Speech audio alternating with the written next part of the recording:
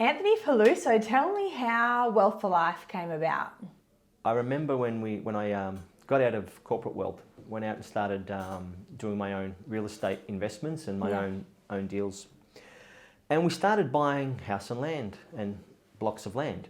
Yeah. And back in the day, you could literally pick up a house and land project with $1,000 deposit. Gosh. I know, right? And so you'd secure the land and the build, get your finance, run the process, and then refinance at the end. Yeah. And pull your equity back out. So we were literally doing these deals without using any of our own money. Right. A great system, right? Yeah. Works obviously especially well in a rising market. So we thought, this is amazing. So we just started buying all this land and building all these houses, and we're just keeping them for ourselves. And then the banks stopped lending us money.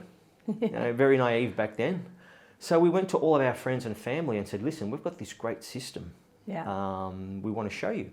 And they were like, incredible. So we brought all them on board. Then we ran out of friends and ran out of family. And so we you thought, need more friends. Right, right, who doesn't, right? And then we took it to the market, right? Yeah. But I never really, at the start, thought that it would be what it is today. But I realized something, that when I was starting out, there wasn't a company like Wealth for Life that could give me what I wanted. You know? The OG.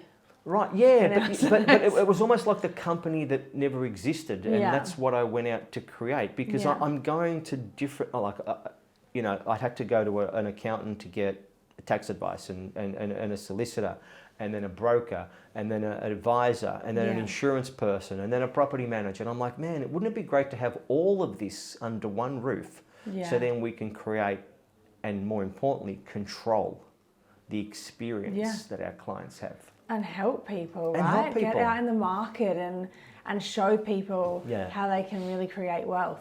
Yeah. So it was really about, it started out from, we were working out of a coffee shop in Elstonwick on computers, putting deals together. Yeah. And here we are today, with a massive database of clients. Yeah. Great business, great staff. And we work hard, but geez, we have a lot of fun, right? That leads me to my next question. Yeah. What is your favourite part of running Wealth for Life? Being a part of it, running it as a founder? Yeah. Listen, by far, the greatest joy I get, it's true. Right? Yeah. I love the staff and seeing them come in and then grow. Yeah. I mean, we had one of our girls, Stacey, yesterday, who's been with the company now for 7 years. 7 years. Very impressive. And that's right. I mean, so many companies these days have got such a high turnover of staff, and given what's gone on the last few years, there's a lot of instability in the economy and in businesses in general. Absolutely. And I sit there and I think, man, I've been able to hold on to, people like Kayla Smith for 13 years. CFO. Right, yeah, and then Stacey for 7 years. Yeah. And, looking at those people and where they started and how much they've grown, what they've learned, their experiences, how they now, do business differently, their shift in viewpoints. Yeah, both investors too in the company. Both investors, real estate investors, so they believe in the product. Yeah. And watching them grow. Yeah. And then seeing out and working with our clients. I mean, me personally, I just love helping people. Yeah. It almost doesn't matter where. I love to help people, and that's my purpose in life. And to see our clients do well financially, and some of the success stories. And it's not just about the money. And you and I have spoken about this. Yeah. It's just how well they've done in all areas of their life. Yeah. Being able to put their kids in really good schools. Yeah. Because of, calling Wealth for Life. Being able to take their kids, their family on holidays they never thought they'd be able to afford. Yeah. And that's the dream, right? Freedom. Freedom, right. Freedom to travel. Freedom. I just got off the phone with one client, and I won't tell you what his passive income is, but needless to say, he, his wife, and probably his grandchildren never have to work again. Yeah. Because we were there, we picked up the phone, we said hello. Yeah. And that's the result you get. And seeing that from our clients, nothing more rewarding. Yeah, absolutely. Yeah, look, so I am a little girl from Adelaide, and I made the move when I was 24 over to London, and I thought I would travel the world, and I actually built what is a really great career in London. So I moved over to London, started at Morgan Stanley, and started in the finance space as an executive assistant, and worked my way up there over 7 years, which was just such an achieving and rewarding part of my life. I got to travel Europe on the weekends. I had an incredible group of friends, like living my way through London, which was fabulous. And I even actually finished my degree over from London. So, you know, setting me up, I guess, to move back to Australia, which I was so glad to come home at the start of last year. What made you come home?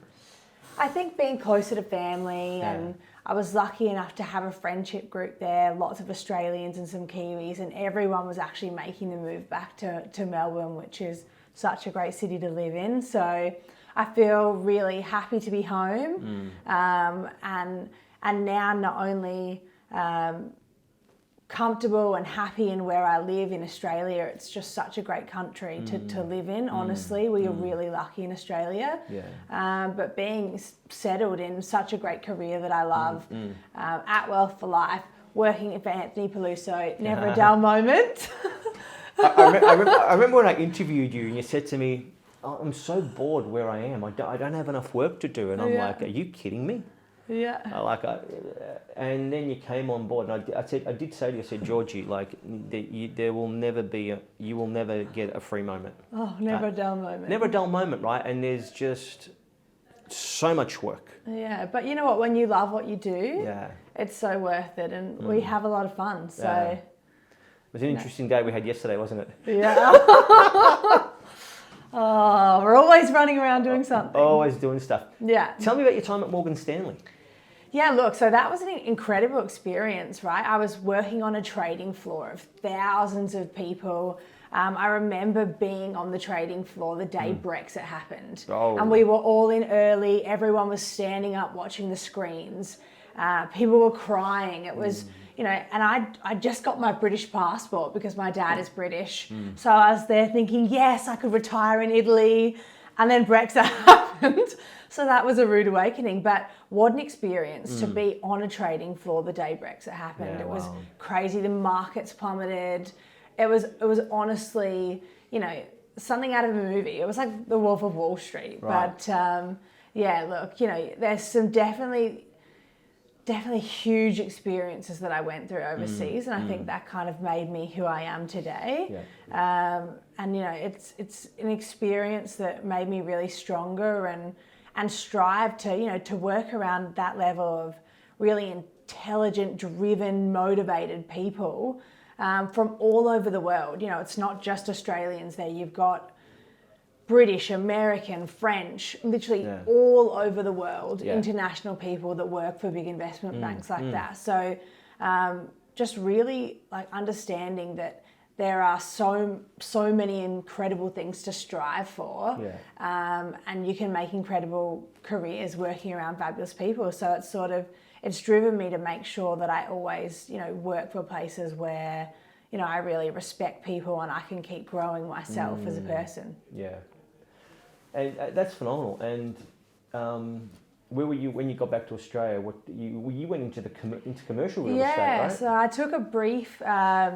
I'd always been in the finance space, and I think real estate is really, really interesting. As you get into it, it's a great space to be in. What a great game, hey? Oh, it's such a great game.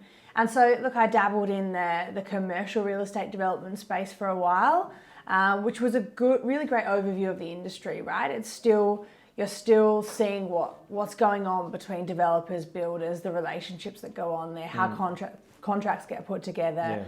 And then to jump over to residential real estate, I just feel like, you know, it's such a real industry, right? You're helping real people, mums, dads, families that want to build wealth and, you know, be able to retire on a passive income and not have to, you know, go onto the dole or rely solely on their super, which for so many people it isn't enough. Yeah. So, it's inspired me for sure. It's inspired me to build a real estate portfolio. It's inspired me to look out the box of the 9 to 5. And I think, that's an incredible place. And I'm in my early 30s and, it's a good time to get yourself set up. So I'm glad I've got the mentor. I do. It's interesting, you say 9 to 5.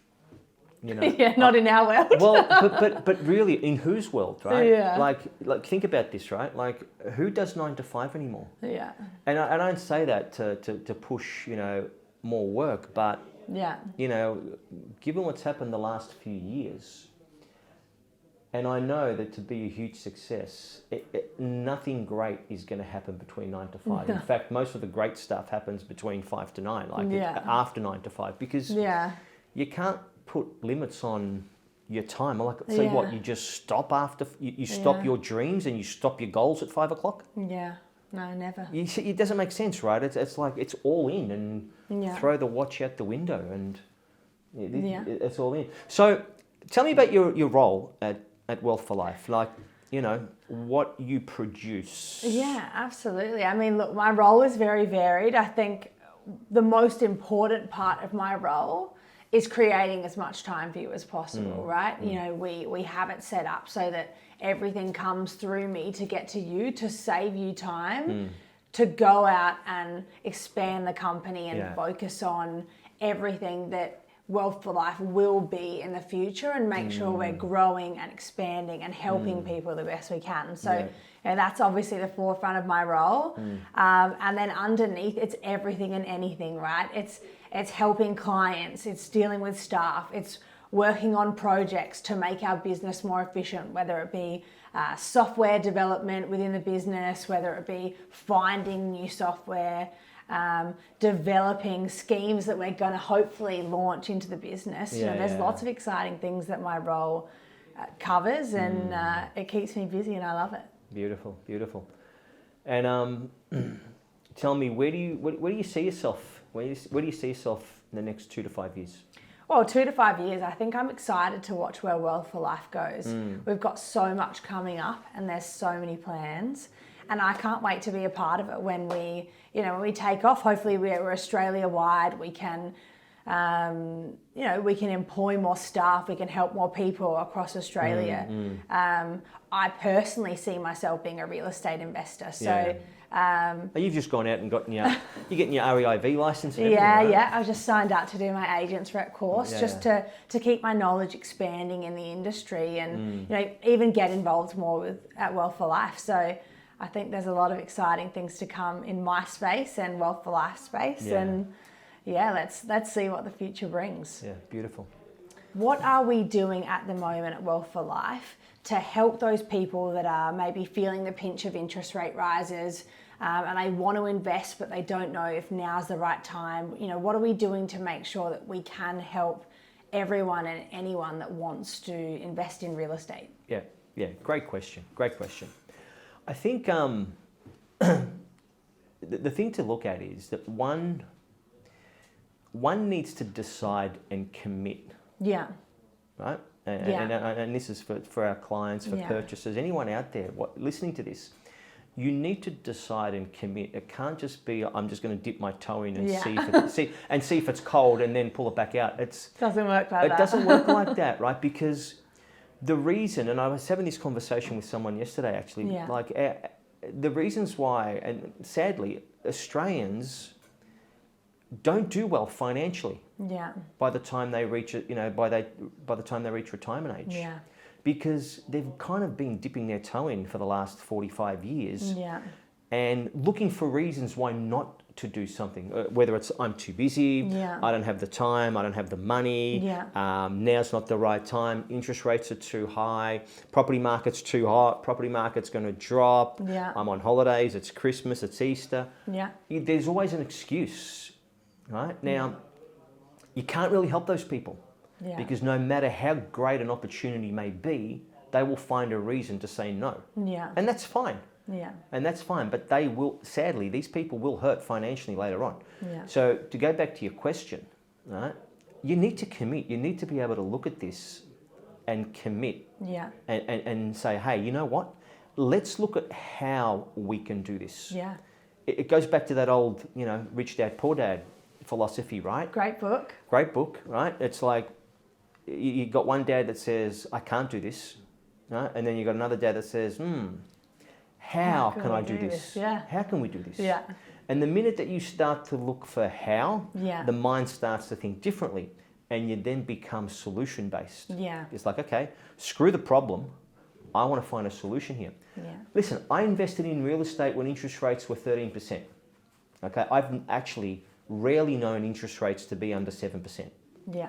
Okay, so, and I get it that the cost of living is hurting people, and I get that interest rates are scaring people. Yeah. And, our media does an incredible job of painting a doom and gloom picture. And I get that. And people read that and they start to contract and go into fear and start to worry and become anxious. I understand that. Yeah. I understand. You wouldn't be a human being if you didn't experience those emotions. But, you've got to look over that. There's no other way of saying it. You've got to say, okay, I got interest rates at 7% and the mortgage repayments are getting harder and harder. But there are solutions. Yeah. So have a look at your mortgage repayments on your home. Yeah. I mean, there are a ton of ways that you can reduce your mortgage repayments. Refinance. Oh, there's so many ways. Like, refinancing is one option. There's this, belief out there that banks, won't listen to you. You talk to our guys and the rate reductions, even when rates are going up, the reduction that our brokers are getting for our clients, extending the term of the loan. Looking at you may have to look at if you're an investor, looking at increasing your rent, have more income coming in. But the thing not to do, the thing that you never do is sit by the wayside. Yeah. Inactivity is the biggest mistake to creating wealth. So you've got to look at it and say, okay, how do we do this, Wealth for Life? How do we do this, Anthony? How do we do this, Georgie? Because there's always a way. Yeah. And, remember, investing is about creating income. Yeah, absolutely. And again, I say this, I empathise with what's going on out there in the marketplace right now. But it's also an indicator of where people are financially.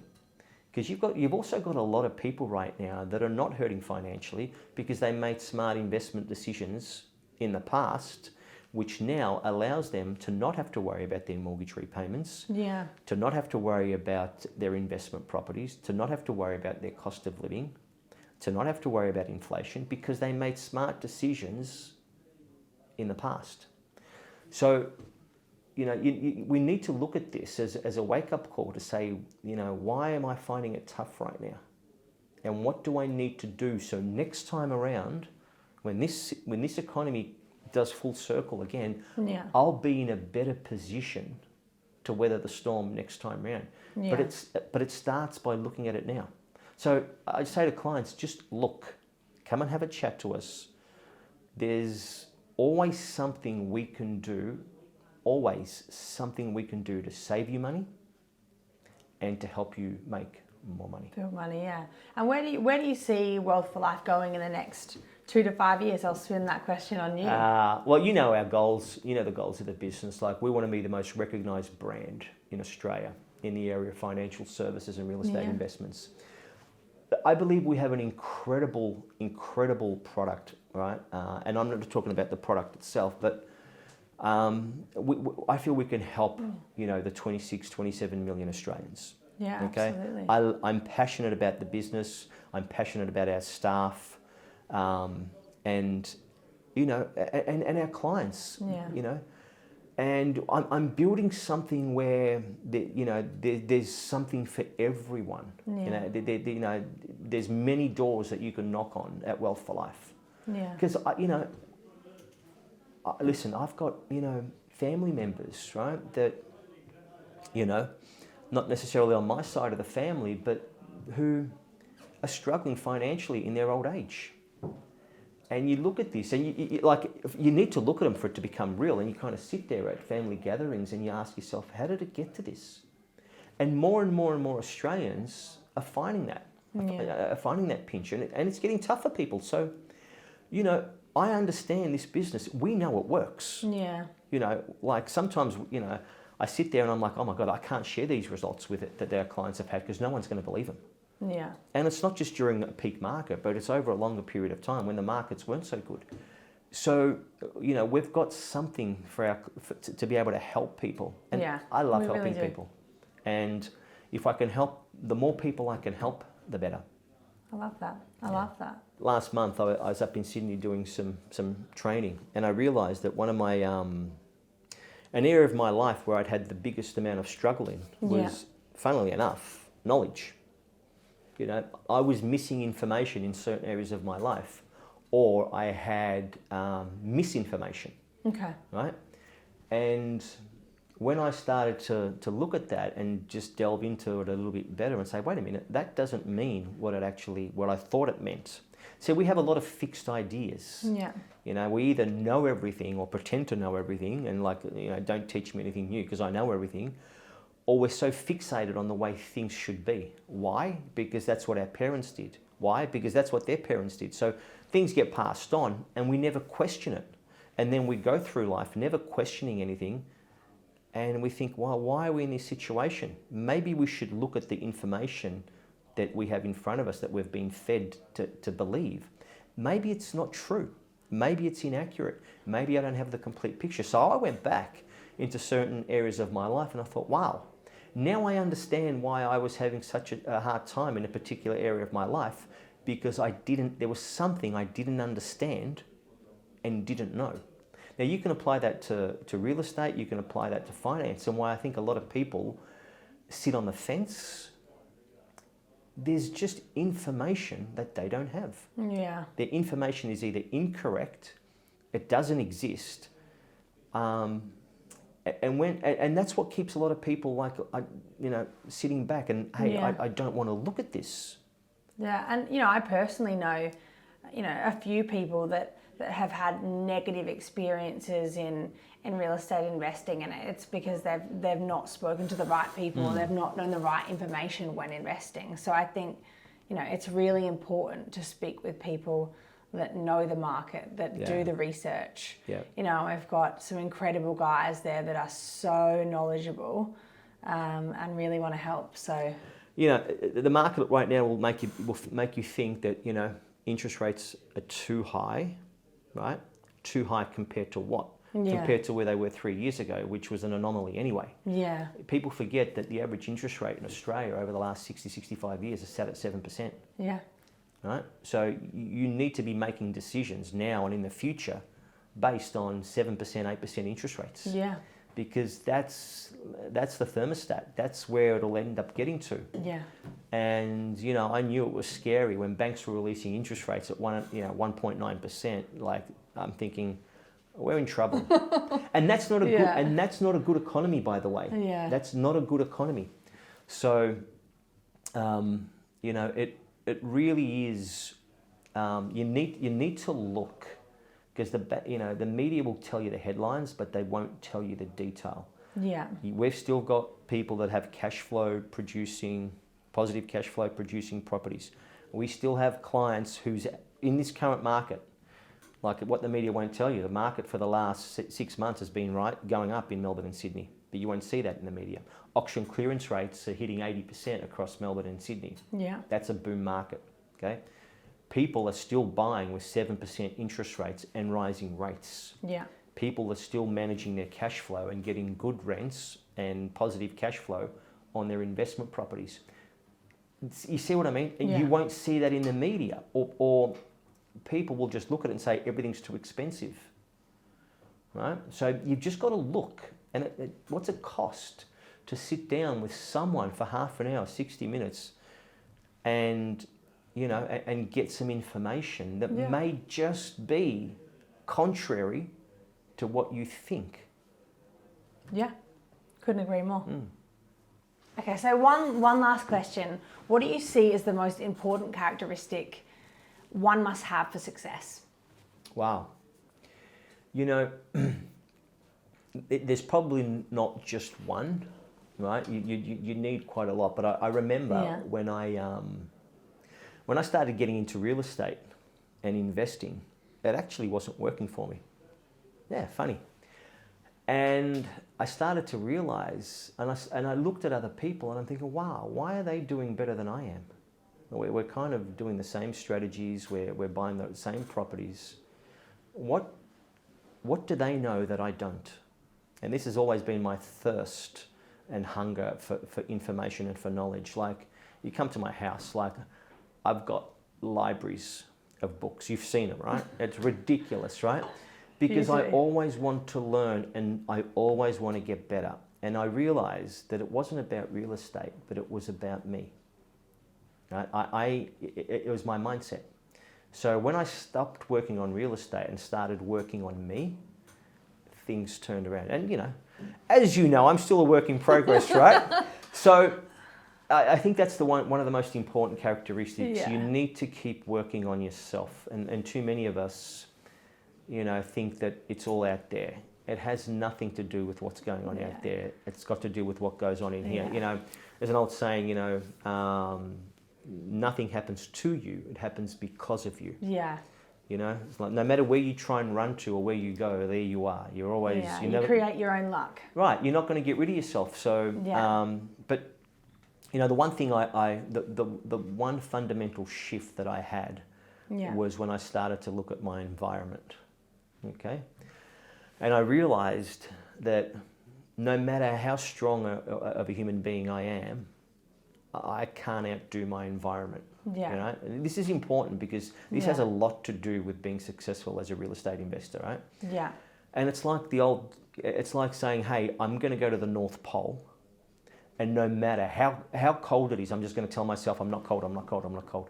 Man, in 15 minutes, you're dead, right? If you're not equipped appropriately, right? Yeah. To be in that environment and say it's not cold and to think that you can outwill that is ridiculous. Yeah. So that's when I started to realize that I need to change my environment, okay? Yeah.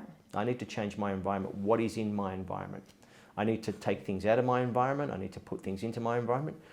And I think the first thing is, and I did a lot of this unfortunately, or fortunately, I got rid of a lot of people out of my environment. You know, because the wins that I was having, the successes that I was having, I wasn't able to hold on to them. You know, we've all got toxic people in our environment, right? And we tend to overlook that.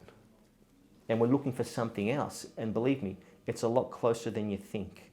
So if you're not succeeding in a particular area of life, you need to look a lot closer to home than what you think. Have a look at yourself in the mirror. Have a look at what you're doing that you shouldn't be doing, and have a look at what you should be doing that you're not doing. Yeah. And have a look at the people around you. You are. You know, don't they say the 5 people you surround yourself are. You know, they make up. Yeah. Part of who you are, right? So you surround yourself with the best friends and the best family members, and you grow. And you've got to, correct. And you've got to be prepared to make that hard call on people. And that can be sometimes tough. Like if you've known people for a very long time, you know, to be able to sit down with them and say, listen, we're moving in different directions. I think, you know, we should just move apart. And that's a tough call, and a call that a lot of people aren't prepared to make, right? Until they get to that rock bottom where they've got no choice. But that for me was the biggest thing, because I knew that if I didn't change my environment, right? And it's not just the people environment, it was just the stuff that I was doing, right? Or the stuff that I should have been doing. But we had to get rid of a lot of people. I remember the numbers on my phone, the names on my phone just shrank. And I thought, my God, I don't have a lot of people in my life anymore. And then I realized it's not about that. It's about replacing them with the right people. Yeah. Right? And that could be a partner, it could be a business partner, it could be a friend. Sadly, it could even be a family member, right? Because if you go out there and you're trying to get success and you come home or go back into your group and they're putting you down, or they're telling you that it's a bad idea and why are you doing that, and criticizing you and introverting you and getting you to kind of, they're invalidating you, making you less than what you are, again, your environment will win. Your environment, these people will win. Your successes, your wins, they won't last. So how do you get them to last? change your environment. Yeah. Sometimes it could just be moving to a different state, to a different location. Change your environment where you've got people around you that support you and support to where you're going. And then you can start building on that. Because when you do win, you'll be able to sustain those wins. You'll be able to maintain those successes. Yeah. But you get your environment correct. Success starts from within. Right. Get your environment, and then discipline. You and I were talking about this, even Rin. Like discipline. It is such a misunderstood word, by the way. Right? It's if without discipline, you will fall into old, bad, nasty habits. Okay. Again, it has something to do with your environment and your way of thinking and growing up. Start of this year, I the story, right? I went on a health kick, just took some juice diet. Right? We're losing you over there. Right.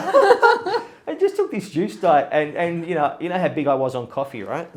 Yeah. And switched it for the man shake. Yeah. Right. But went onto this juice diet. Had no coffee for 7 days, and I started. I thought I was quite fit, right? And I started running. Yeah. And everybody can run in summer, right? and I hurt.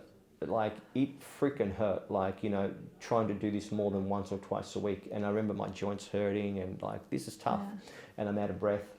Here I am 6 months later, and I've been running every day.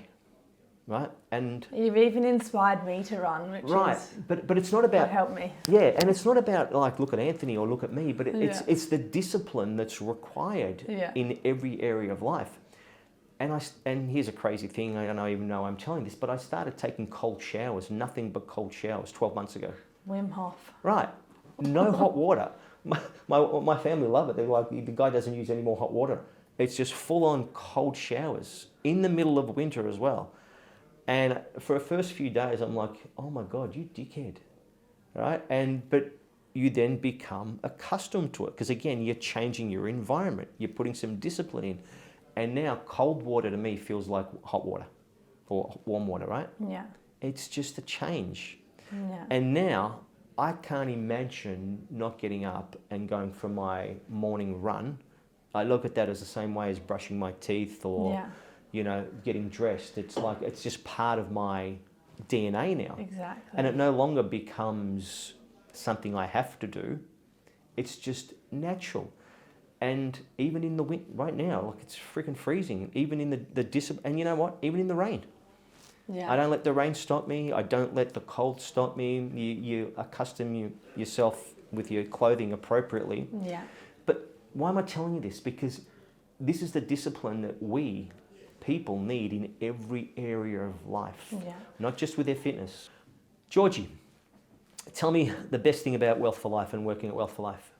So I think the best thing about working at Wealth for Life is we have such a great team, really passionate, motivated, high-toned people. So, there's no bitchiness, there's no gossip, everyone really communicates, everyone helps each other. We have a really flexible remote working environment, which I know is a huge thing in this marketplace. And we're constantly growing and we're trying to improve the business. So there's always lots of incredible things to get involved in.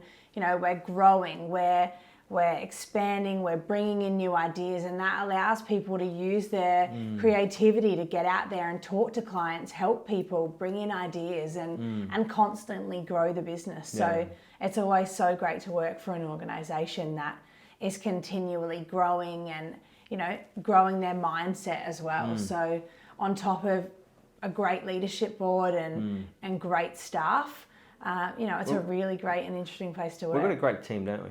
We do. It's, I started looking at it the other day, and these guys coordinate and collaborate so well together. They know what each person is doing. Yeah.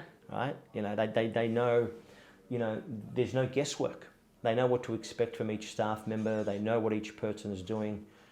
And what I love about the staff is they're so behind the goals and the purpose of our business and where we want to go. And you know, sometimes you sit there as a CEO and a founder, and you think, yeah, sure, you take some credit for it, but we have the most incredible team, you know, and it's taken a while to get there, to get. I mean, people like yourself. I mean, I interviewed you, how many times? 8 times? 8 times. Right, and you know, and here you are doing an incredible job, and you know, and you're Thank just you. one of many that are doing such great work at Wealth for Life, and Yeah. it's, you know, we make it fun, right? Yeah, absolutely. We don't get too serious, do we? Maybe sometimes. Almost never. Yeah, almost never. Good talking to you. You too. Yeah. Thanks for having me.